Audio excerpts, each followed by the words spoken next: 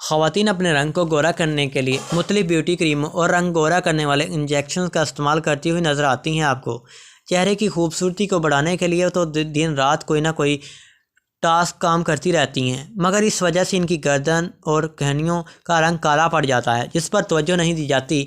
हमारी आज की इस वीडियो में हम आपको सब कुछ बताने वाले हैं, टिप्स बताएंगे।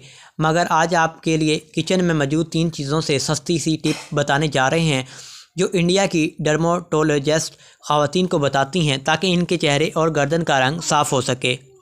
रंग साफ़ करने का तरीका: 1 चम्मच सफ़ेद ज़ीरा लें और 1 चम्मच छोटी इलायची। इसको अच्छी तरह धोएं, हर पर भून लें, तवे पर भून लें और फिर इनको मिक्सचर में डालकर पाउडर तैयार करें। फिर 1 प्याली पानी गर्म करें और उबलते हुए पानी में 2 चम्मच इलायची और सफ़ेद ज़ीरे का पानी डालकर जोश दे दें। इस पानी को दिन में 2 मरतबा इस्तेमाल करें। 1 चम्मच सौंफ को रोज़ाना दिन में किसी भी वक्त चबाएं और इसका रस भी पी जाएं, क्योंकि सौंफ मैदे को साफ़ करने का काम करती है। यही वजह है कि ये आपके रंग को गोरा भी करती है और गर्दन पर टैनिंग लाइन्स का खात्मा करती है।